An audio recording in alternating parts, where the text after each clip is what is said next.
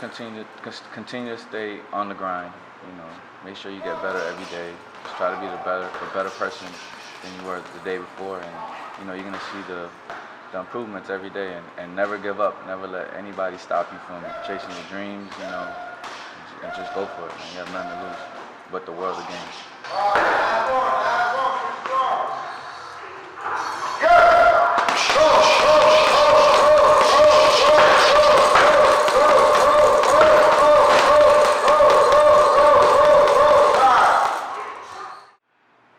Autonomic action here with Harold King Calderon. Thank you, champ. You're always been gracious to us, giving us time, you know, and to sit down and chat with us. Good to see you always. So how it's going with camp? Thanks for having me. You know, you guys always have my back since day one, so I appreciate you, you know, checking up on me. Camp's going great. You know, I'm feeling really good. Fight night is next week, next Saturday, June 19th. So training camp's going really great. You know, been working hard this last 2 months to prepare for this fight, and we're just ready to rock. I saw you had some sparring down at the Saucedo gym. So can you tell us about the sparring? I forget the guy's name that you sparred with down Which there. one? Down at the Saucedo's gym. Oh, okay, yeah, when I was sparring at Herman's gym. Yeah. Yeah. I was sparring with Michael Rivera. He's a super lightweight coming up, and you know he always gives me good sparring because he's fast, and you know it just helps me with my timing when I fight somebody smaller.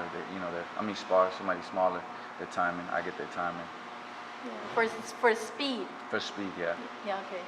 Regarding your opponent, Jeovanis Right. Barraza, yeah, out of Colombia, anything that you know about him or any weakness you know about him where you can take advantage of in his fight game?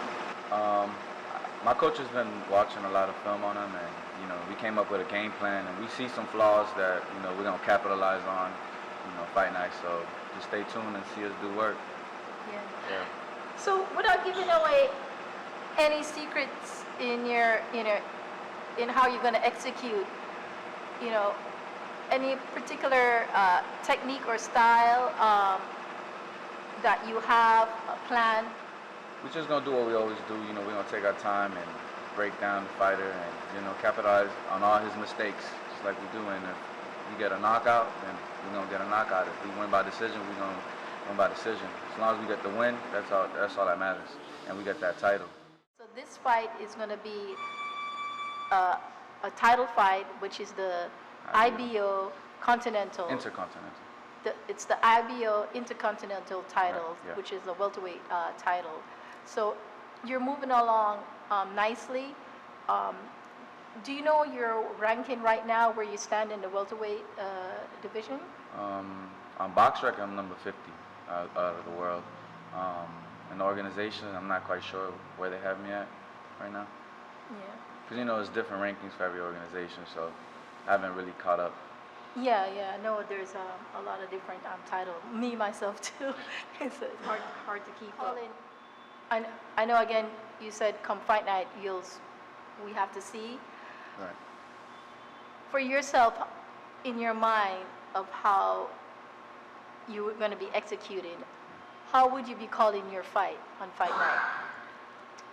I think it's going to be a real exciting fight. I'm coming to showcase the hard work I put in, and you know, my hand being raised victorious, and you know, I think we're gonna get him out of there early. That's how I'm feeling right now.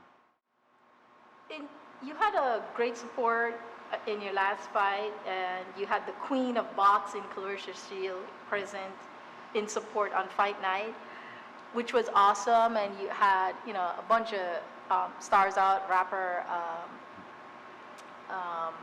Rick Ross was there present in support. Can you tell me, how did you meet Caressa Shields? I met Claressa Shields. You know, I've been in the game for a while, so I've been around the block. I used to train with John David Jackson, and that's her head coach.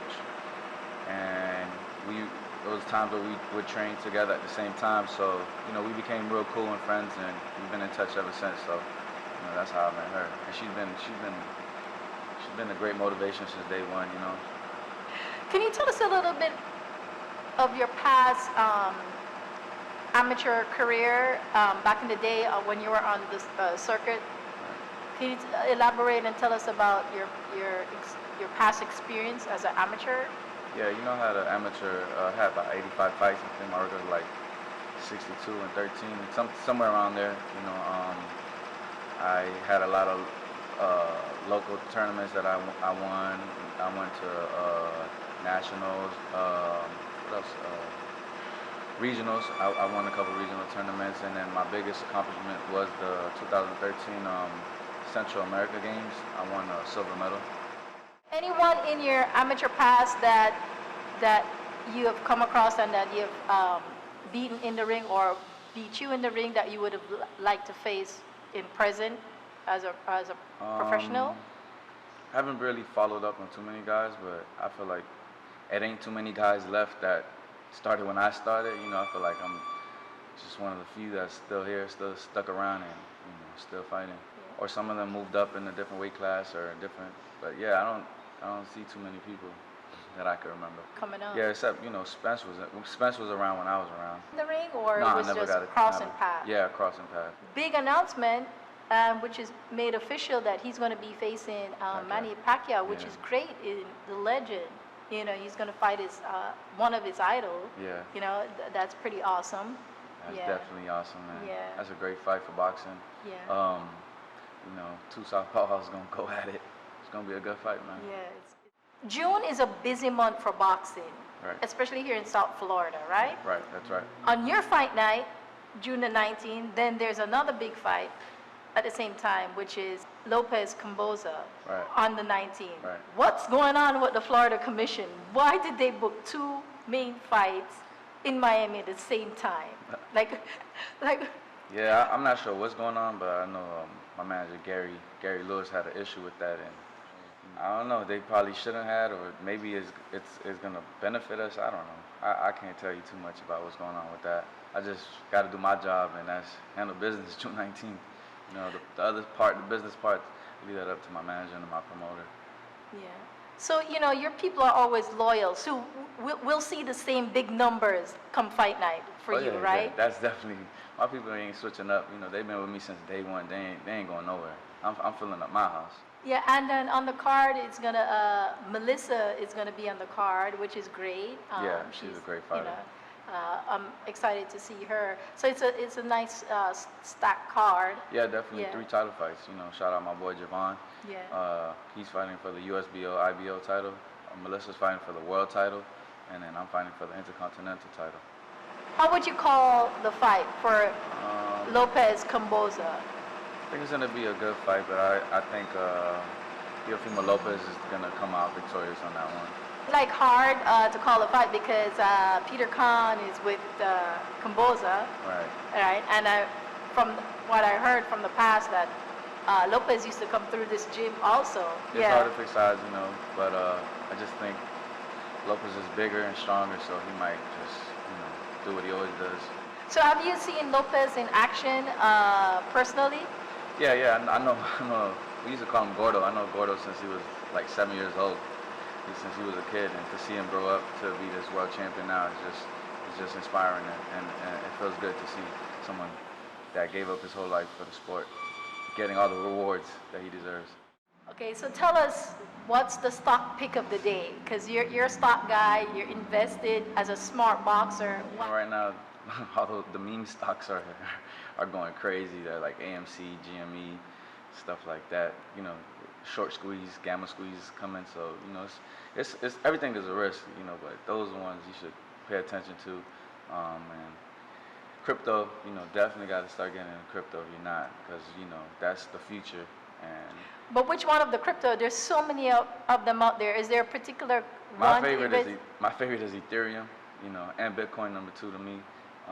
Only reason because, you know, I was late for the Bitcoin, but I'm not too late to catch the Ethereum wave. Those 2 are my favorite. Polkadot, Cardano, those are ones you should do some research. You know, those are the competition to Ethereum. So, you know, those are my top four that I just mentioned. So once you invest, how long should you hold it and then sell? How long? It's more long term. You know, they say if you hold cryptocurrency for a full cycle, which is about 4 years, you're going to be really well off. What's the word or of the day or advice you have for the young ones coming behind you? You know, just continue to stay on the grind. You know, make sure you get better every day.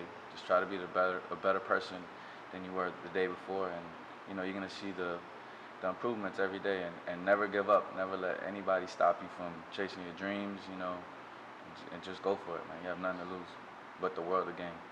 And I saw in your post where you said it's time to eat. Right.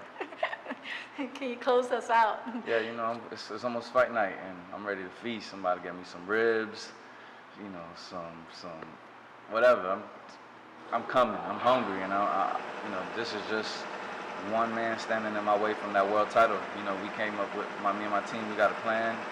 You know, they said I just need to win one more, and I'll be lined up for the world title. So, you know, I gotta handle business. I gotta eat on June 19th.